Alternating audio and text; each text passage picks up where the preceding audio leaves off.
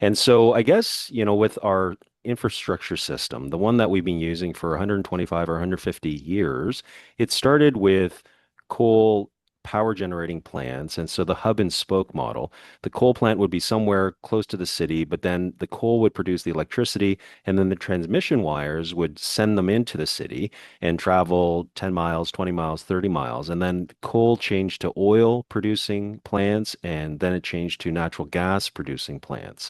But now that the world is understanding that solar has dropped its price by over 90% in the past decade, and that wind turbines are getting cheaper and batteries are here, maybe you can explain for our listeners why batteries are important in a solar and wind dominated transmission grid.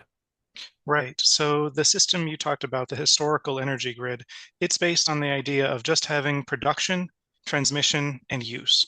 There isn't a fourth step of storage because whatever is being used in that hour is being produced from that, as you said, that hub and distributed to all the spokes. And a lot of managing an energy grid for the past centuries was simply making sure that you were producing about the same amount of energy that you were collectively using. And if you were producing less energy than that, that's a brownout. And if you produced more energy than that, that's explosions. That's bad.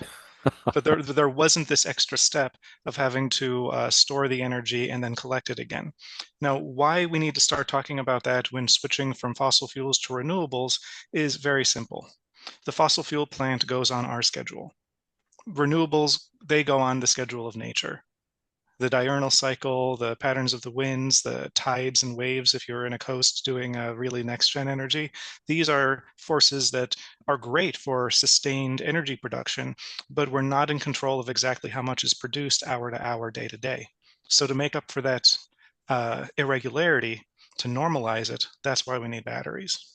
Yeah, I like that. I like how you've explained it. So, the thing with fossil fuels is that they reside on the Earth's crust or a few hundred meters below or what have you. So, traditionally, we've dug up coal, we've dug up oil, we've dug up natural gas, we've shipped it over to the power generation plant. And then, like you said, I guess that's where firm base load occurs. You can just run the plant, you can turn on the plant, turn down the plant as you need, and you provide energy as you require.